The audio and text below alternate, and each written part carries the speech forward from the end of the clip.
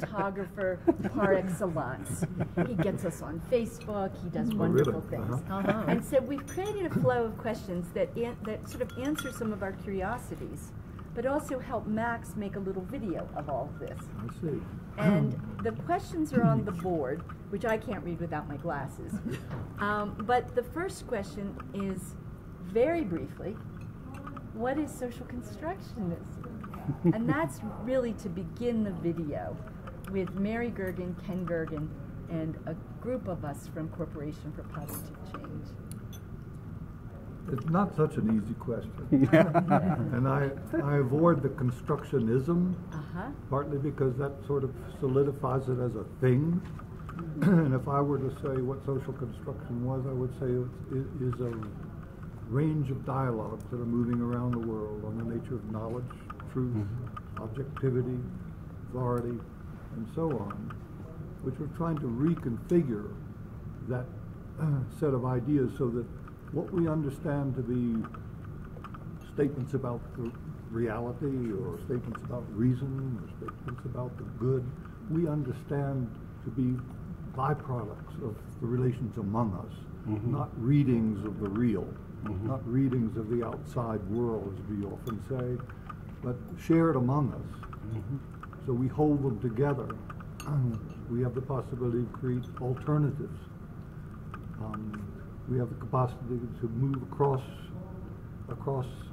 divisions, to realize each other's discourses or ways of life, so that we don't have to defend our own particular standpoint because it's really true or lodged in the real.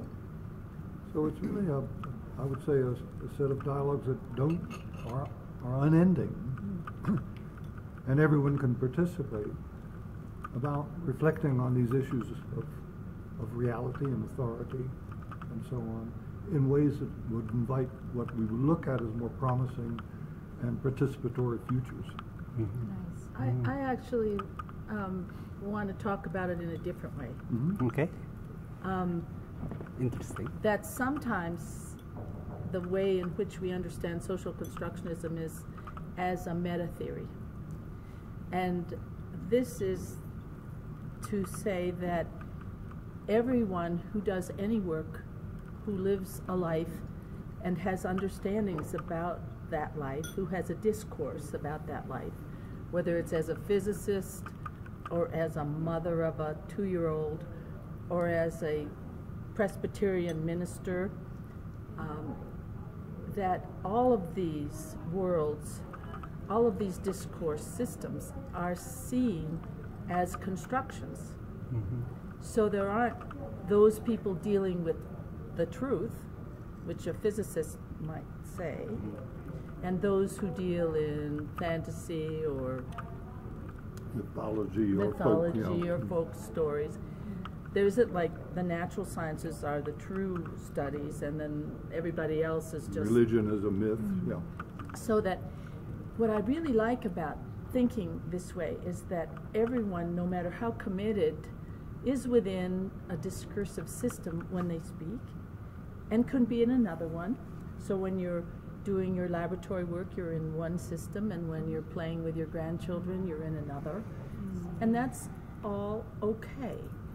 And so there isn't a second class and a first class system of knowledge. It's all one. And that's lovely, Mary, because for us as consultants, and mostly doing work with appreciative inquiry, we talk about the constructionist principle. And in many ways, we take that meta-theoretical notion and we embed it in the design of the work we do. So we're not teaching social constructionism, but we're using that understanding to bring people from different discourse communities who inhabit the same organization and to bring them into a series of dialogues where they are then able to create a larger and more productive and successful narrative and discourse possibility for their whole organization. And so that leads me to our second question for the two of us, for the two of you, because I'm aware of our time. I'm going to keep moving.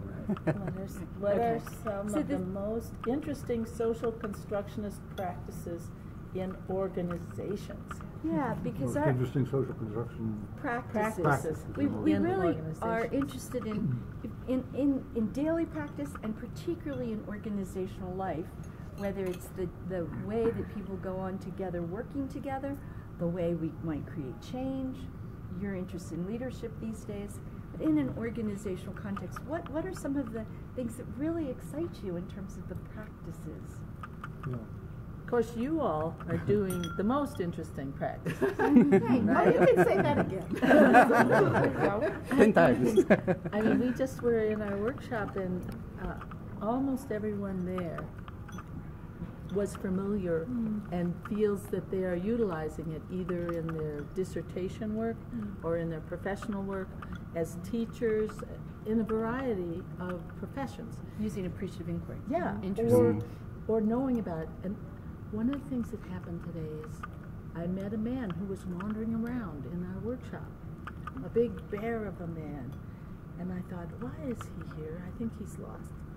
And he is looking for one of you because he is the head of the national park system in New Mexico. Did you see him? Oh. No. And he said, I want to know about social construction and about doing an appreciative inquiry in the forest. Wow. With the bears. Yeah.